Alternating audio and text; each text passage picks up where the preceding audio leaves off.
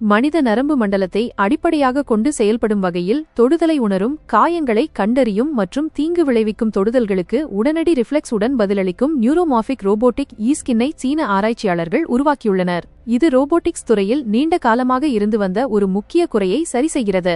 மனிதர்கள் மிகவும் சூடான அல்லது கூர்மையான பொருளை தொட்டால் உணர்வு நரம்புகள் நேரடியாக முதுகுத்தண்டுக்கு சிக்னல்களை அனுப்பி மூளை முழுமையாக வலியை புரிந்து கொள்ளும் முன்பே உடலை உடனடியாக விலக்கச் செய்கின்றன.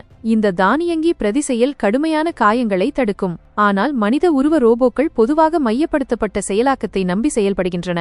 சென்சார் தரவுகள் மைய செயலாக்க அலகுக்கு அனுப்பப்பட்டு அங்கு பகுப்பாய்வு செய்யப்பட்டு பின்னர் இயக்க கட்டளைகளாக மாற்றப்படுகின்றன.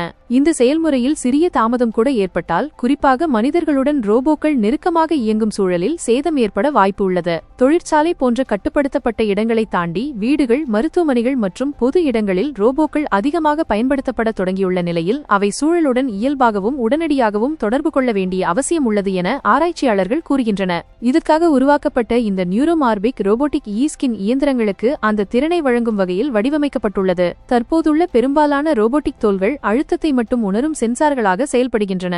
அவை தொடுதல் நடந்ததை பதிவு செய்யும் அளவிலேயே இருக்கின்றன. அந்த தொடுதல் ஆபத்தானதா இல்லையா என்பதை புரிந்து கொள்ள முடியாது.